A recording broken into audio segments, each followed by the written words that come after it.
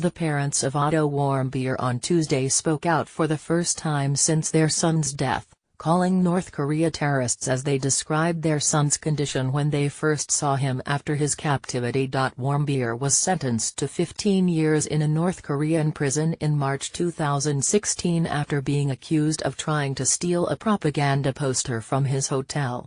He was released in June while in a coma and died shortly after. Doctors at the University of Cincinnati Medical Center said Warmbier had sustained a severe neurological injury that most likely happened shortly after his sentencing and before April 2016. "We thought he was in a coma, but you couldn't call it a coma," Warmbier's mother, Cindy, told Fox and Friends.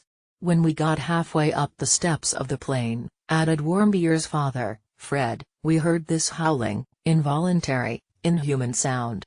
He continued, "We looked in and Otto was on the stretcher across in the plane and he was jerking violently, making these inhuman sounds."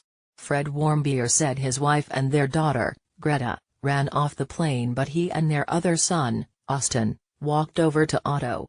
He said Warmbier had a shaved head and a feeding tube coming out of his nose and was staring blankly into space, adding that he was blind and deaf and that it looked like someone had taken a pliers and rearranged his bottom teeth.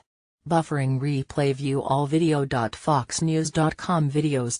Caption off on track, non-presets, AAAAAAA font, monospaced serif edge, non-size, extra small scroll, paint on color, background, edge, window, apply cancel default show advanced settings opacity. Choose your provider. Providers restart free preview expires in live 00:00:00:00 live autoplay off closed captioning off. "We're proud of him, but no mother, no parent should ever have gone through what we went through," Cindy Warmbier said.